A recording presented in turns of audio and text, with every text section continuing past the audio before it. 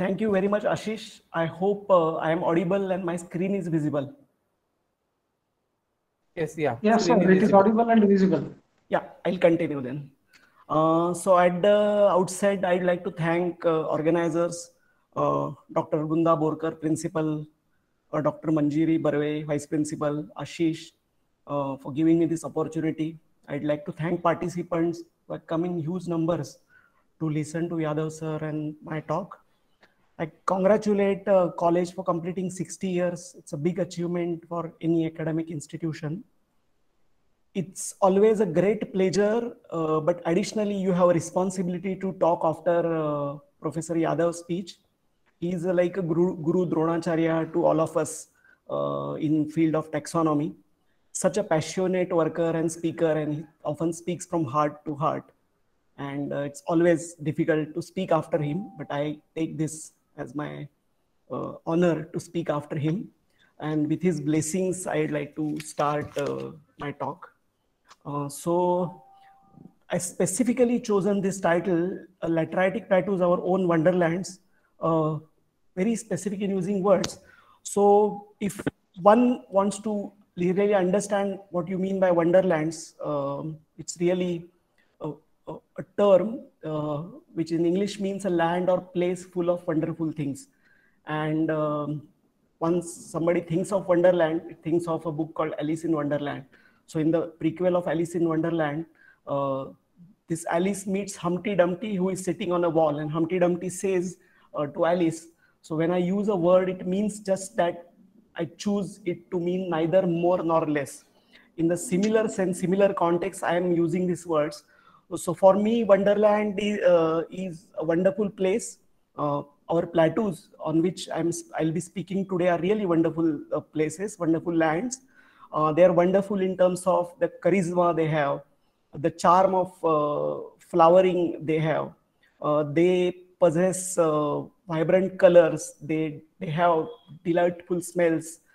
They display spectacular diversity, mass flowering of this diversity. In addition, they have many behavioral adaptations as such, those species, which actually result in all these smells, colors, and charisma and charm that habitats have possessed.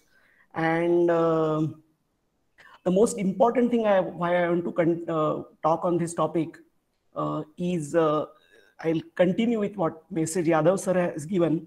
Yadav sir has told us that apart from tigers, apart from trees, many glamorous species are there. So apart from all these glamorous species, we have many things which are very important for us, which are probably our own wealth, our own diversity, and that is needed to be conserved.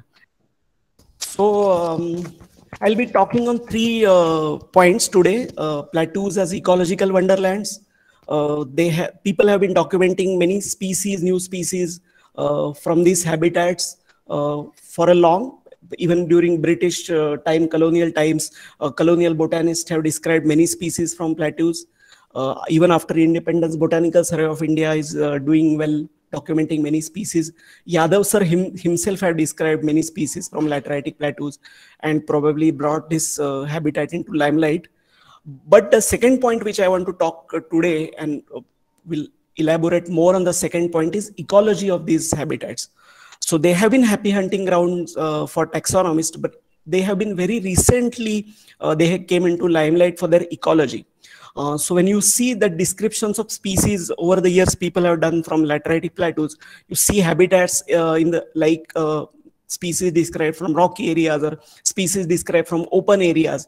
But these unique habitats, when never understood from a habitat point of view, they are often treated as rocky areas or open areas, or even during British time they are treated as wastelands. But their ecology is very unique. And Dr. Aparna Vatve, who had a project here in Agarkar Research Institute, brought this ecology of these habitats into limelight. And then in my talk, I'll be more elaborating on ecology, and Yadav sir has already shown us many wonderful pictures of species that have been described from plateaus. So ecology, and probably as a passing remark, I'll talk on their importance in culture and heritage. So first point I'd like to mention here is a classification for these plateaus. So there is a term rock outcrops, which is a kind of umbrella term for large number of habitats which are present globally in tropical regions. So these rock outcrops also have many inselbergs, monolithic rocks, they have cliffs as such, and then they have plateaus. So for our region, Northern Western Ghat or Western Ghat, you say, these plateaus are of two major types. One we call them as a ferricrete. It's a term adapted from geology, and the other classification is basalt mesa. So ferricretes are basically made up of laterite, and basalt mesa, obviously, as the name suggests, are made up of are constituted by basalt. Under ferricretes, you have two types of ferricretes present in our region, Northern Western Ghat, Konkan and Goa region. You have high level ferricretes and you have low level ferricretes. So you have plateaus, lateritic plateaus situated at the exact crest of Western Ghats, which we call them as a high level ferricretes, and plateaus present between on a narrow strip between coastal area and Western Ghat, we call it as Konkan or Malabar region. That entire Malabar region has low level lateritic plateaus. So as I'm telling you, they are spread between entire length of Western Ghats from Gujarat to Kerala, and especially these high altitude plateaus are uniqueness of Maharashtra and Goa region, and low altitude plateaus are spread from say Dapoli till northern Kerala. So why these plateaus are important is in addition to the forest which Western Ghats shelters, or the grasslands which is a dominant community on the Deccan Plateau or peninsular India, these plateaus are unique in terms of many things. One of them is they share many species with old Gondwana landscapes. So there is a Gondwana heritage hypothesis which tells us that many species of flora and fauna are being shared between the lands which are together earlier in past as Gondwana. So the present work what we are carrying out in Western Ghat region is basically studying these lateritic outcrops, their ecology, and what are the factors responsible for diversity and endemism and restricted nature of species that occur on those plateaus. So in this map, you can see distinction of various types of these lateritic outcrops in Northern Western Ghat and Konkan. So when I say basalt mesa, I mean to say it's a kind of upper layer of laterite, entire upper layer of laterite has eroded to expose the basalt below, and this basalt mesa can occupy at any altitude. When I mean to say high level ferricretes, I say they occur between 800 to 1400 meter elevation, high altitude, that's why they're called as. And the most important point about this high level ferricretes is we see Deccan has Deccan trap due to Deccan volcanic eruption these plateaus has created, and then presently you don't see any current age connection between two adjacent or two nearby outcrops, and that's why they have very limited exchange of species. So that gives a battleground for species to evolve, to radiate and adapt new characters, and that's why in last many years you have large number of species described from high level ferricretes. In addition, you have low level ferricretes, not like high level ferricretes.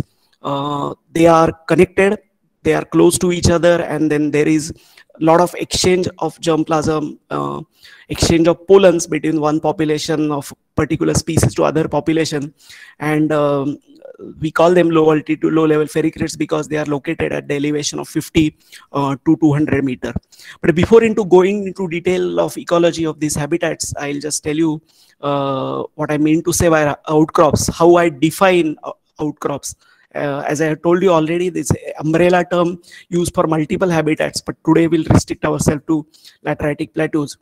So rock outcrops are exposed part of bedrock, and you have 55% ground surface is of exposed rocks. That's how you classify a particular habitat into outcrops, and they are exposed to very challenging environments, challenging in terms of they're very hot in dry season. If you can measure the temperature of the rock, it goes up to 60 degree in summers, and they are often waterlogged in wet season. So you have a series of events happening, inundation followed by desiccation, again followed by inundation, and that makes species on these outcrops challenging. And so 3 distinct outcrops, as I'm telling you, face this similar challenging environment. So this is a photo from Mahabaleshwar.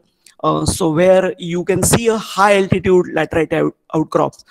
So these high altitude lateritic outcrops are formed under very special circumstances, and microenvironment is a major important factor or major important driving force for the speciation, for the populations existing there, for the radiation, and how they are evolving. So this is an active ground for evolution. That's what we refer to them, because many new species have been recently described, and you see their recent ancestors growing in the same region. So you can easily assume that these populations are evolving into new species. So after continental drift about 66 million years ago, as you know, this volcanic activity has caused formation of Deccan Trap. And then you have rocks. So once one lava flow is settles, then you have cooling followed by monsoon, which weathers part of it, and then again a layer of lava, and this activity is repeatedly continued, and that lead to weathering of this basaltic cap as such what they have. So the present laterite, so when you compare laterite in the higher region and laterite in the lower region I mean to say in Konkan and Goa, and high altitude laterite. So high altitude laterite is kind of metamorphic. It has weathered due to rainfall, and it's hard rock, not like the rock which is present in the coastal region basaltic areas. So now you have this kind of what we get icing on the cake. In a similar way, these basalts are often capped with this laterite, and now in the last slide, as I have shown you, they are disconnected from each other and making them or calling them as terrestrial habitat islands, and a battleground for adaptations. So this is a low altitude laterite outcrop. The laterite is very soft as compared to the highest altitudes, and again, as I am telling you, they are spread between from Dapoli to North Kerala, and soft in the sense, as I'm telling you, you extract bricks from these areas, and you can see a lot of stone quarries and low altitude laterite outcrops because they're soft in nature. But the most important thing I'm trying to highlight from last few slides is the challenging environment what they possess. It's not just a challenging environment, it's kind of adversities or hard conditions that the species face. And due to these hard conditions, you have various reasons creating these hard conditions, because we have limited soil, you have rocky nature of the surface itself, because a lot of things have been weathered. They are deficient in nutrient, because majority of the nutrient except aluminium has been already washed out, and as such very limited soil cover, and whatever soil is there, it's always a nutrition deficient soil. So species growing in these habitats have to adapt themselves to these challenging conditions, to these adversities, and there are various microhabitats formed in this on this lateritic outcrops. So people have recorded as many as 17 different microhabitats. So each microhabitat has uniqueness in terms of the species composition, uniqueness in terms of the nutrients, the soil, the rocky nature, and obviously on the top of all these physical conditions which I'm telling you, season plays a major important role. So 4 months of complete wet inundation, and followed by 8 months of complete dry period where you don't expect even a single drop of water, and species have to survive there. So not just survive, they have to answer a lot of questions. As a species, a lot of questions are posed in front of them. So dry period followed by wet period is an important challenge. Soil obviously is limited. Nutrient, whatever have been washed out, so limited nutrients. Then you have to pollinate yourself. That's the most important thing, because you need to refresh your gene pool. So for these various questions, these species growing on this region have come up with large number of answers. So one of the answer, and so 4 answers is here I listed, and I'll be talking briefly on these 4 adaptations, or these 4 life history adaptations as such, which plant species have exhibited on these plateaus. So to cope up with inundation desiccation cycle, to cope up with soil limitation, nutrient limitation, they have come up with answers in the form of geophytism nature. They have dwarf nature. Insectivory is one such adaptations on this habitat, and then they exhibit mass flowering. So first adaptation which I am going to speak today is this having tubers or bulbs. So when you compare with any other habitat surrounding in this region, say if you have some grasslands associated with lateritic outcrops, grassland means where you have sufficient soil to support that grassland. So when you compare this grassland with adjacent plateaus, what happens is plateau species show a lot of species which have geophytic in nature. What I mean by geophyte is they possess tuber or bulb or corm as an underground portion. For a common man, it looks that in monsoon only these species are existing, and they die after monsoon. That's what a common man interpretation can be. But when you talk to a biologist or botanist, he will tell you that the plant itself is a perennial, but its above ground part, the part which is above ground, is annual, and the below ground portion, below ground part, is perennial in nature. So that particular bulb from which the plant sprouts at the advent of monsoon remains underground for rest of the season, and that's one of the way to combat the harshness of the climatic conditions. So it has many added advantages. So first added advantage is you can immediately sprout as soon as you receive the first shower, and whatever food is stored in you, that food you can utilize for sprouting, you can utilize for producing leaves, and immediately you can flower. For a normal plant which is propagated through seeds on the same plateau, have to probably first germinate, start photosynthesizing, and once photosynthesis is done, you have enough resources in the form of carbohydrates prepared and made available, then only you can flower and produce seeds and disperse yourself. But in this tuberous, rhizomatic, cormatous plants have added advantage that they have already stored last year's food, from which they can that food can be utilized for flowering, fruiting, and seed dispersal. So it's a kind of a race obviously happening on these lateritic outcrops for flowering. These species have always an added advantage. I often tell that if I and Usain Bolt do a sprint of 100 meters, obviously there's no expert needed to tell who is going to win. But if in 100-meter race, if they allow me to stand at 90 meters and Usain Bolt at the start of the race, there is a possibility that I can win. There's still possibility that Usain Bolt will win, but still I can win because I have an added advantage.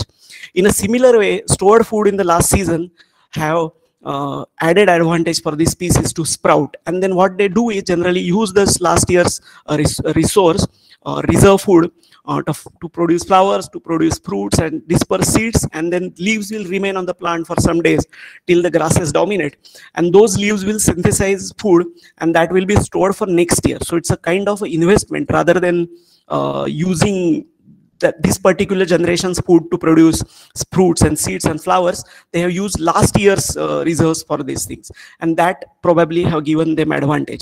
And in the other slides also, and those who have visited lateritic plateaus, for Goa people, Goa itself lies on lateritic outcrops. So they, in your vicinity, you can see vegetation developed in monsoon.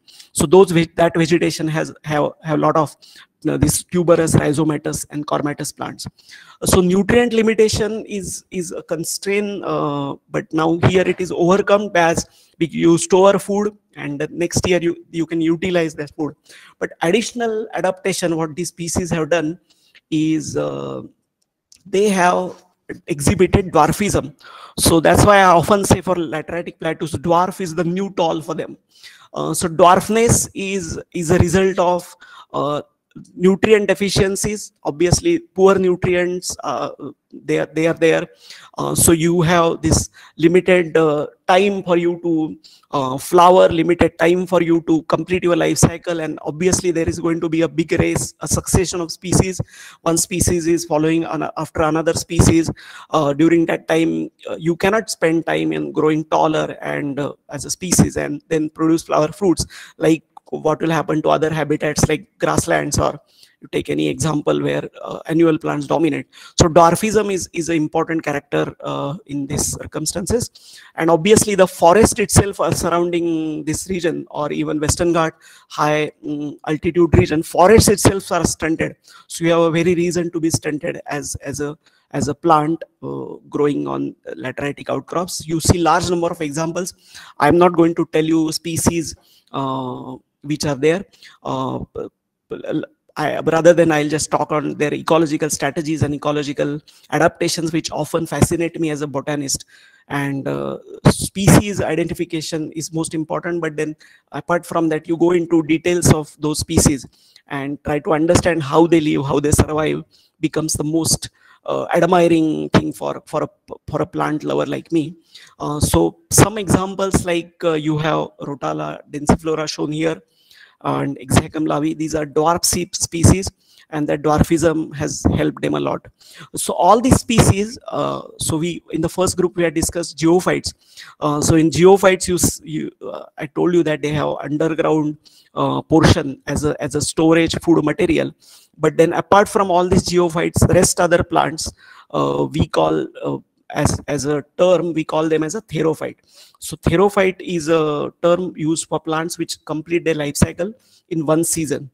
So they don't have any part as such underground to overcome the desiccation, except seeds. So seeds are the plant part of the plant which undergoes desiccation, which remains in the period of challenging period of 8 months, which is a completely dry period. And after that desiccation, you have new germination from those seeds. Produce large number of seeds. Whatever food they have stored, they utilize it for production of seeds. So they don't have to store anything. So whatever photosynthesis they have done, whatever energy they have conserved, they just utilize for their seed. So large number of seeds are produced by these plants as compared to geophytes. But then obviously growing there is obviously challenging, as I'm insisting you. The most important challenge is nutrient deficiency. So during the weathering process, during the heavy rain they have received over large lakhs of years in which they evolved, the nutrients and minerals whatever are there in the soil have been leached out. So they have answer to that. So certain species are insectivorous, are carnivorous in nature, and this carnivorous species they exhibit a unique life strategy in the form of killing insects. So species like Utricularia, here you can see, so they obviously grow on the very challenging habitats like cliffs. You can see them on nutrient limited environments. Obviously on lateritic and basaltic plateaus they are there. Here in this species you can see this Utricularia reticulata, very unique species which coils around other individual of the same species and grow. And then on the roots you have these bladders. On the soil surface you can see large number of bladders, and those bladders are going to collect unicellular kind of multicellular insects or small organisms, and their nutrient deficiency whatever is there in the soil, this can be overcome through this carnivory or insectivory. But mind well, apart from catching those insects on their bladders or catching smaller organisms in the bladder, they also pollinate themselves with the help of another groups of insects. So they produce showy flowers, they produce mass flowering, and then these mass flowering is often pollinated by other groups of insects. So one group of insects you consider as your prey, and for other group of insects, so for one group you are playing a role of a parasitism. You're parasitic to them, killing them, and for others you are in a symbiotic relationship with other group of insects, so for pollination. So these two different associations are exhibited by these plants. So if you cannot produce bladders on the ground, you can produce structures like this Drosera indica is showing, or Drosera burmani often also grows on lateritic plateaus. So this Drosera indica has this dew-like appearances where you have digestive juices secreted, and a very quick response in response to visit of any insects. The leaves will coil and kill the organism. Whatever nutrients you have to absorb from the killed organism, you just absorb. Based on that, you can build your own metabolism, and then you just throw that remaining part of that insect and be ready as a trap for the next insect or next organism which is visiting you. This was Drosera indica. In this slide, you can see Drosera burmani. Drosera burmani has killed insect here, and they depend on this insect for their for the nutrients. So nutrient in the form of phosphorus, potash, nitrogen, whatever you need are you can absorb from these insects. But for nitrogen, you don't exclusively need to depend on insects. You can build a separate strategy, or species which can build a separate strategy can also grow on lateritic plateaus, and they just not grow, but they grow abundantly on lateritic outcrops. And this strategy is known as fixing the nitrogen. So all the leguminous plants, as you know, are nitrogen fixing, and the nitrogen fixing is done through a symbiotic association between microbes and these plants. And these microbes and plants help each other. So microbes will fix the nitrogen, and in return they will get whatever food and shelter from these plants. Sugar, basically, sugar is the requirement. So nitrogen fixing plants are in dominance with on lateritic plateaus. So whatever groups I'm trying to tell you is, you see a lot of geophytism in the first point I discussed. Then you see a large number of therophytes, which are dwarf in nature, dominant on lateritic outcrops. Then you see this nitrogen fixing large number of leguminous plants. Many of them have been described as new species also growing on these outcrops. But there are certain species which also show combination of characters. So earlier slides you have seen, or those who visit these plateaus often see either of these strategies exhibited. You can be either geophyte, or you can be either nitrogen fixing, or you can be dwarf in nature, or you can be insectivorous. But certain species growing on these plateaus also exhibit dual strategies, complementary strategies, as here Flemingia tuberosa is showing. So Flemingia tuberosa is obviously nitrogen fixing. It has root nodules which can fix nitrogen, but it also is a geophytic nature. So apart from this species of Flemingia, many other species like Nilgirians and other also grow on the lateritic outcrop, but this particular species have tuberous plants. So I often tell people that many congeners, the allied species of a particular plant, doesn't exhibit tubers, but there is quite likely that a congener, allied species of that particular species, which doesn't have tuber, if growing in challenging environments of lateritic outcrops, can produce tubers. And then there are many examples. You have Eriocolon. Majority of the Eriocolon species doesn't have tubers, but one species growing on lateritic outcrops, that is described by Yadav sir's guru, Kulkarni sir. So that has a tuber.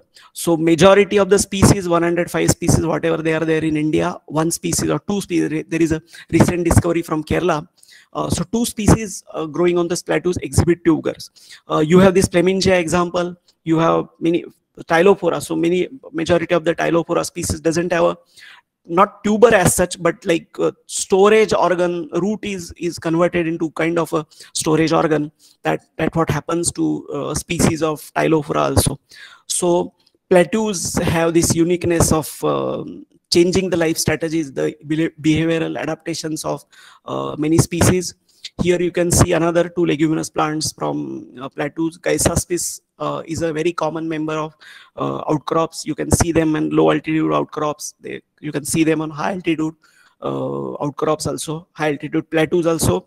Another species is Smithia agarkari. I specifically showing this species because this was named after our first director, Professor S.P. Agharkar, and as Dempe College is doing celebrating 60 years, Agharkar Institute this year we are celebrating 75 years of establishment.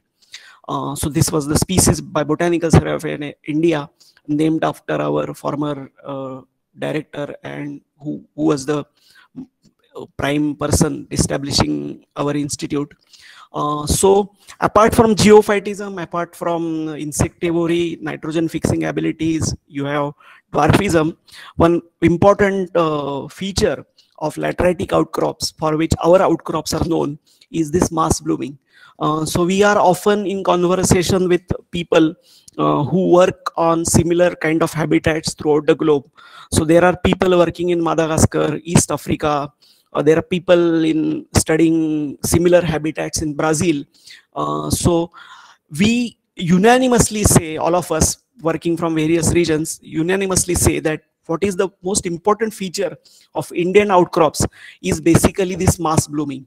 So mass blooming is, you can see, many of you must have visited Khas Plateau or any other plateaus in Konkan, or if you are in Kolhapur, a large number of plateaus in Kolhapur district, or in Goa until coastal Karnataka, Kerala, you can see plateaus. But mass blooming is a very peculiar feature of Indian plateaus or Indian outcrops, and you can see synchronization of flowering.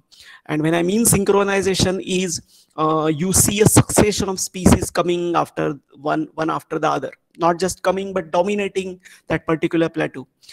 This is because they have to occupy same space, but they have, this time is different. So in any other habitat surrounding outcrops, where though these challenging environments which I am talking are not there, they often show that they are there are large number of species or populations of various species which are spread by space. So you have spatial separation of species. So one particular habitat you see different species, another habitat you see another species, but then they are at the same time. So there is no temporal separation as such, but spatial separation is often there in other habitats. But it's a completely reverse situation in lateritic outcrops, where in the same space you have to occupy, but you have to flower in different times. So there is argument. So people often ask, ecologists often asked, what is the reason why there is a mass blooming? And there is an argument that mass blooming is to attract pollinators.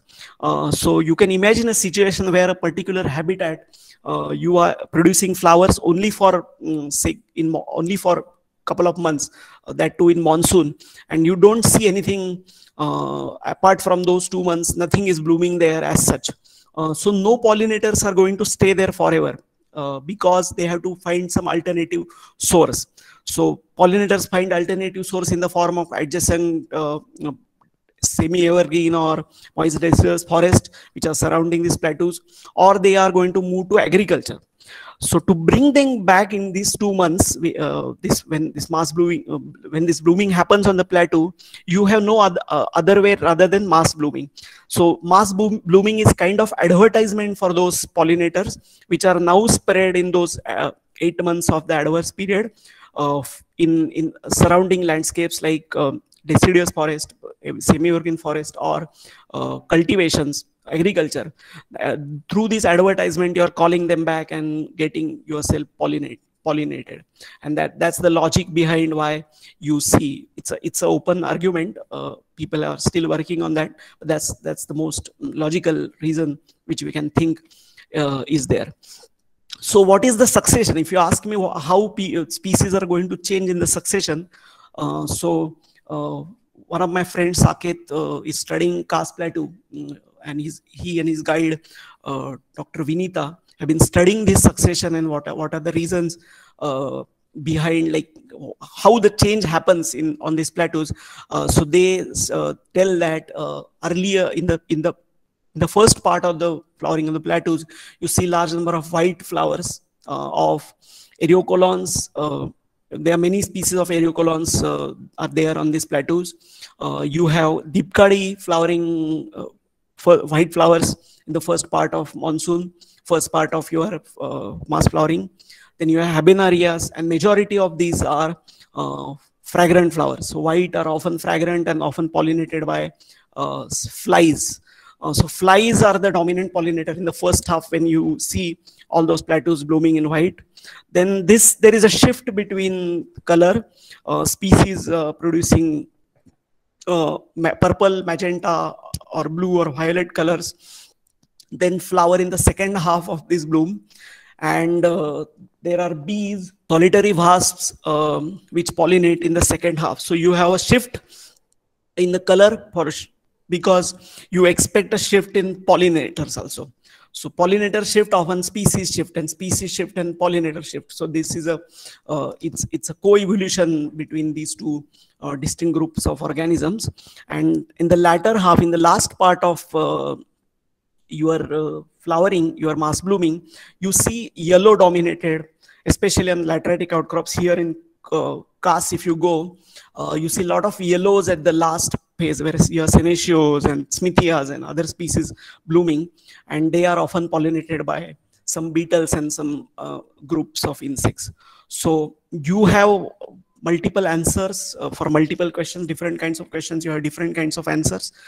Here on this impatiens lavi, you can see a pollinator and it's full with a lot of pollens. So then you exhibit characters like protandry, or impatiens exhibits protandry. So in addition to mass blooming, you also exhibit large number of characters in order to get yourself cross-pollinated. So because cross-pollination is going to bring variety, it's going to refresh the germ pool, and that germ pool is actually going to help you to survive in these challenging environments. Because for them, every year growing new is a new challenge, and is with the effect of climate change, things are slowly adversely affecting the population, but plants ultimately have to adapt to themselves. So you produce different colors. So earlier, first part eriocolons, then you have this blue purple in the form of this Murdania, and the latter half you say Pulicaria is there. Pulicaria is there. You have a lot of senecios, smithias, so many other species which produce yellow coloration in the flowers. So one way is you just bloom during this period whenever you have a environment conducive to your growth. You can be geophyte, produce bulbs or tubers underground. You can be insectivorous to kill insects and get your nutrients. You can be nitrogen fixing like legumes.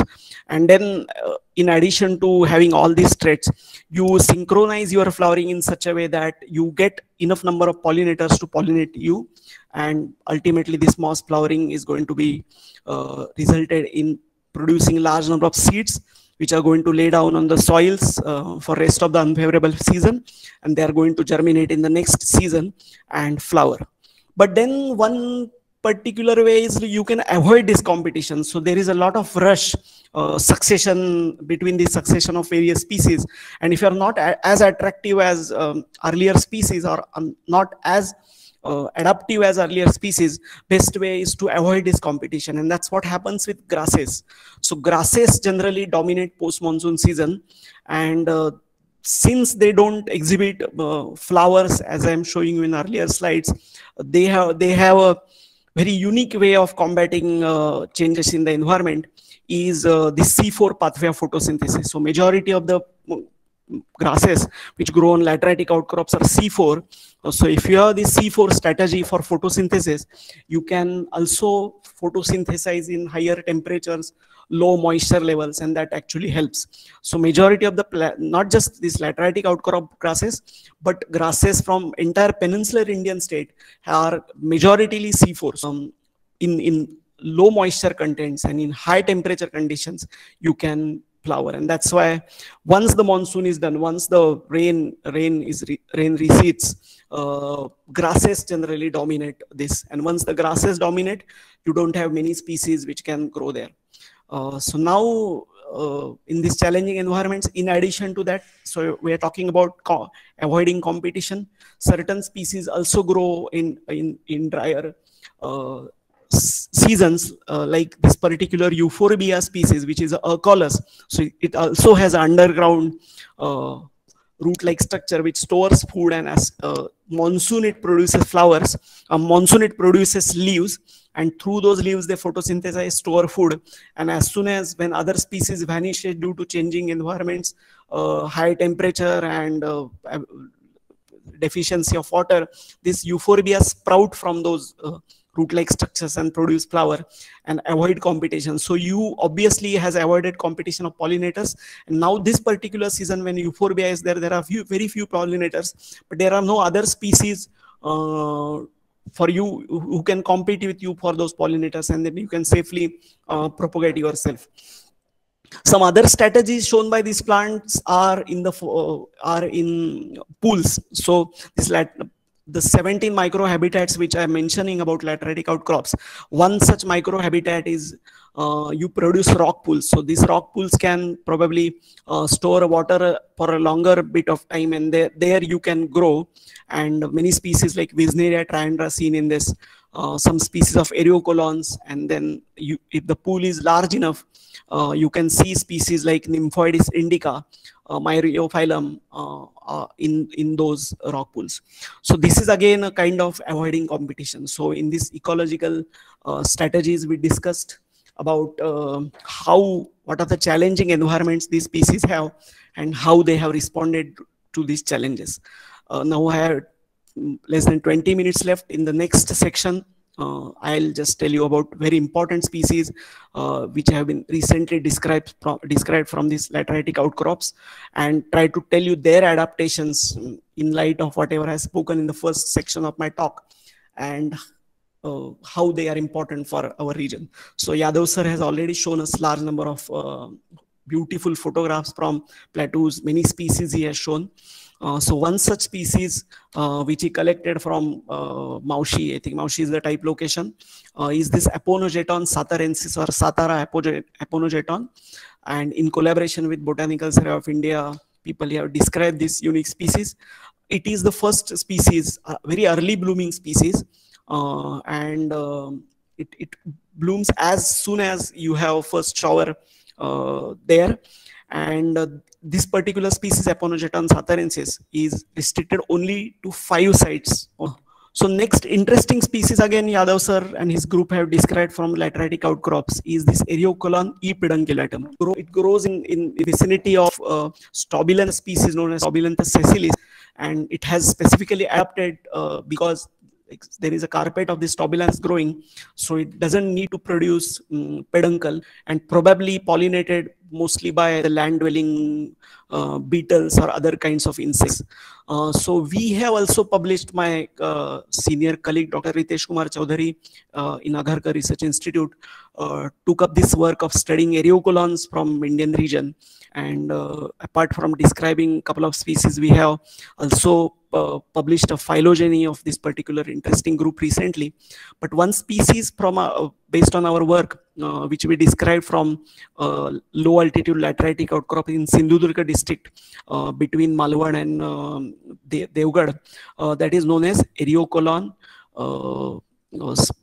parvicephalum. It means like a very small species, and it is allied to Palghatens, and this is probably the smallest Eriocolon known from India. So parvicephalum, the literal meaning of word parvicephalum is small head, because the species itself is a very small species, and that's why the heads are small, and that's why we suggested this name. This was published in Phytotaxa. Another species, another group which we are interested in and working presently is this Ischimum. So Ischimum is an interesting group of grasses which inhabits large number of other habitats in addition to lateritic plateaus. So you can see Ischimum in riparian marshy areas, you can see Ischimum on outcrops, you can see them on cliffs, you can see them in grasslands, and this is a very interesting group. And of the 81 or 84 species growing in the world, you have close to 61 species in India. So Yadav sir was referring to our own wealth of species. So this particular group, genus of the 84 species of the world, 61 we have. So it's unique in terms of our own wealth. It's endemic. Many species are endemic to Western Ghat region. Some are there in even Northeast, and some are there in other parts of peninsular India. So we described a species from lateritic outcrops of Goa very recently, just outside the Molem National Park where I work for my PhD. So this species we have named it after Professor Janardhanam sir, remembering his contribution, and he's very active in the field of taxonomy, not just as a taxonomist, but as a mentor and guide. And he's often encouraging people like, he has encouraged people like me to do work in taxonomy. And then for his contribution, we named this as Ishimam Janardhanami. It's a part of ephemeral flush vegetation on lateritic outcrops. So just outside Molem, there is a place called Harbandoda, where you get a plateau called Devsada. Sada is in Konkani and in Marathi is called as plateaus. So Devsada is lateritic outcrops where you have a slope and you have flowing water. And in that flowing water, in that ephemeral flush vegetation, this particular species grows. In addition to many species which I'm showing, which have been recently described from this laterite plateaus, one such interesting group is Ceropegia. And Ceropegia jaini was the first species probably described from lateritic outcrops by Botanical Survey of India.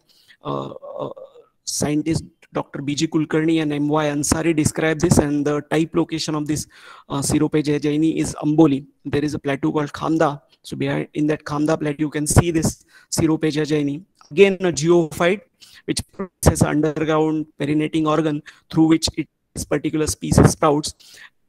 Alpure, friend and his colleagues have described this Ceropegia anjanerica from Anjaneri.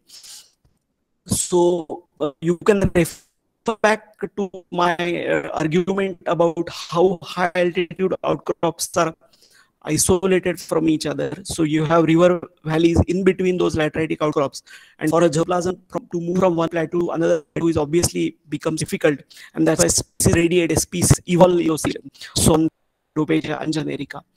And there are a few other species, Yadav and his group are described from low altitude lateritic outcrops. So, but I'm referring to few genera, and that's why I'm taking the example of this.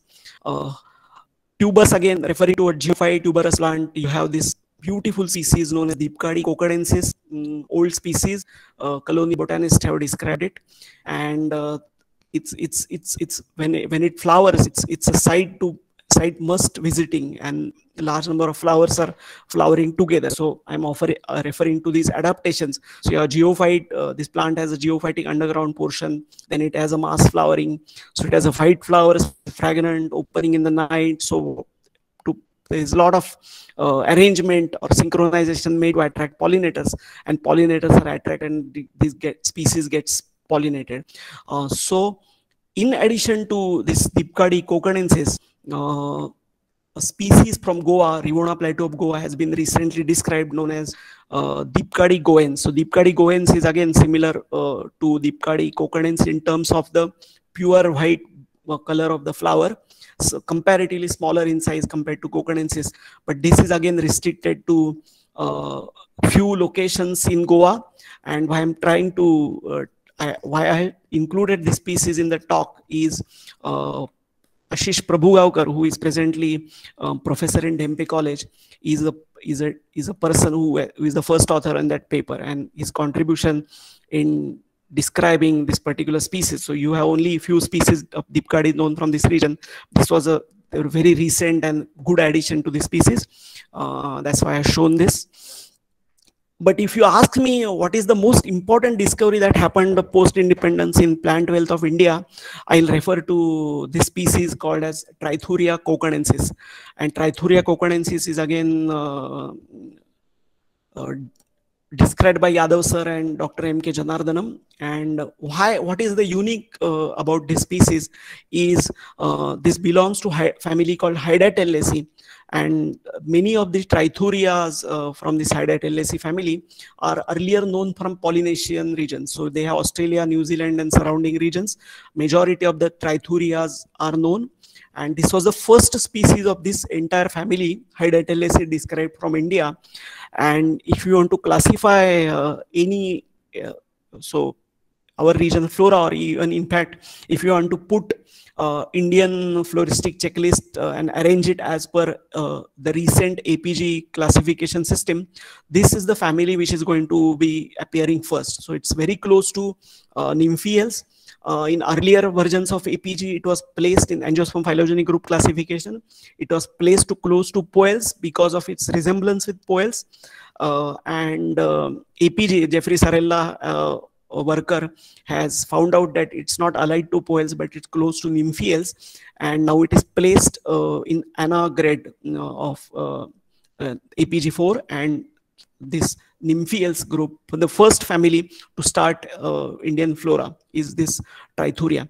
So I have made a small video on my YouTube channel where Yadav sir, who described this species, is speaking about the uniqueness and peculiarities of this particular species. You can refer it to that.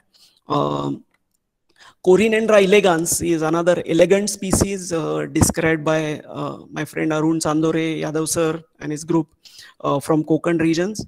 So one of the most beautiful species, and Yadav sir in his talk was often referring to conservation and bringing the germplasm to mainstream. So we have many beautiful species growing in our region, but many of them are just growing wild. So one needs to make effort to bring them back to cultivation. And you have large number of floristic elements in our garden which are exotic in nature.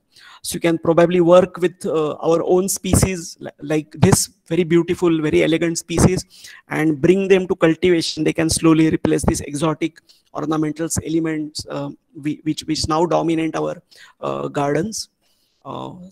Special mention, because if you ask me one species which I like most for his looks, I'll take the name of the species.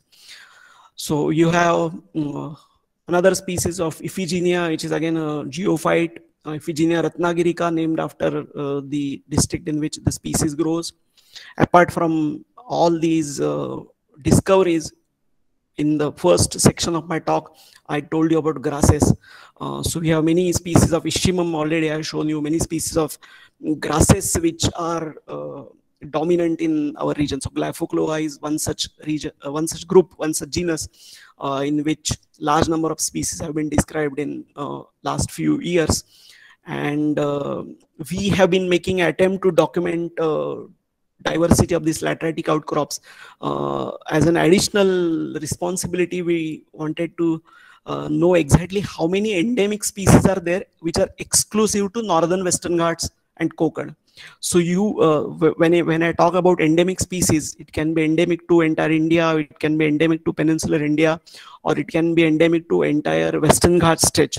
But here we want to document, we had a plan to document endemic species which are very exclusive, only growing in northern Western Ghat and Konkan region. And last year we came up with a checklist on these endemic species, and we found that 181 species are exclusively endemic to Konkan and northern Western Ghat region.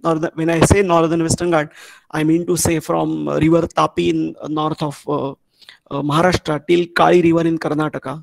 So often this fauna people talk about Goa gap. So south of Kali you have a distinct biogeography, distinct faunistic element. In similar way, northern Western Ghat you have many unique species, 181 as many as.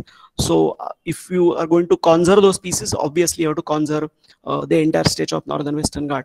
So in this checklist we have given numbers like for each grade, 14 to 15, 15 to 16, how many species are present, what are the type locations of how the type locations of those species are spread. So this was about floristic diversity of lateritic plateaus. In the last part, I'll just make some passing remarks about its culture, about human association with this lateritic outcrops, because this also is a very recent endeavor, understanding this lateritic outcrops in terms of human association, seeing human as a part of this evolving culture. So people often refer that Western Ghat is not just a biodiversity rich area, it's a biocultural heritage. So you have biodiversity, you have culture, you have heritage, everything evolved here. So that is what needs to be protected. So people have been often using this laterite as a building material. Many of these lateritic outcrops in Konkan region or in even Western Ghats give or produce many species of fodder grasses which are often harvested by people. A large number of temples are located on lateritic outcrops. Many cities, many towns are located on this outcrop itself. But in recent discoveries, people have found this petroglyphs, that is rock carvings on lateritic outcrops of Konkan, Ratnagiri, and even in Goa region.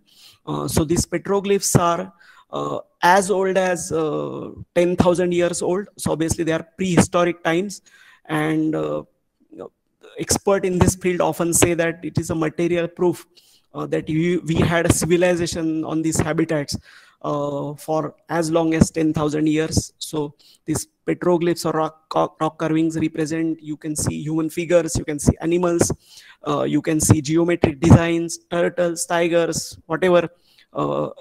That time when people who actually did this carvings thought of, they have been, their interpretation is demonstrated on this. Even God, various kinds of gods are there. In Goa also you can see many petroglyphs, and to our interest, one faunal species by my friend Samir Padhe and Hemant Ghate here has been described, faunal species, animal species have been described from this petroglyphs. So petroglyphs are again a part of culture, civilization. So this is just a passing remark on that. You can talk separately on this, like how human civilization here evolved in and around these plateaus, and how they have a mutual association between each of them. But then looking at the current trend, we know Western Ghats supports exceptional levels of diversity and endemism. It's one of the hotspot, not just a hotspot, but it is one of the hottest hotspots in the world. Hotspots in terms of the endemism wealth, endemic wealth it harbors. In addition, the threats which are posed on these habitats. But in the wake of recent modernization, these habitats are changing. There's a lot of change in land use patterns as such in this region, and it's high time to protect those environments. And Yadav sir was referring to sixth mass extinction. We are on the verge of sixth mass extinction. So we have almost forgotten, as a human, we have almost forgotten the difference between want and what is a want and what is a greed. So becoming more and greedy, and these habitats are in the threat. So I started my talk with Alice meeting Humpty Dumpty. I would conclude my talk with similar Humpty Dumpty. You know the story. It's a nursery rhyme that Humpty Dumpty sitting on a wall, and it has a fall, and then it could not be put together again. In similar way, I often say that Western Ghat is also in a similar situation, in an analogous situation. And if it falls, I think no kings, no kingdoms, no nations, and no governments can put it back, cannot restore it. So finally, I would like to thank Director Agharkar Research Institute, Dempe College authorities for giving me opportunity, Dr. Aparna Watwe, who has been inspirational and mentor for this talk, Dr. Stefan Poremski, Jana sir, Yadav sir is often referred to him, Rock Outcrop Network, which is doing wonderful work in our region, and obviously the work which I presented today, majority of the work is done by my students, PhD students, Aboli, Smruti, Bhushan, and I thank everybody for your patient hearing. Thanks a lot. Thank you, sir, for your very interesting and informative talk. Now I request the participants, if they have any questions, to post in the chat box, or they can unmute the microphone and ask directly.